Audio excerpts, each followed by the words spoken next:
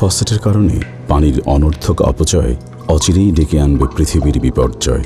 বিন্দু বিন্দু হয়েই বিপুল এই অপচয়ের দৃশ্য পাল্টাতে আসুন নিজের ঘরে থাকা নিম্নমানের ফসেটগুলো পরিবর্তন করি সুন্দর পৃথিবীর স্বার্থে।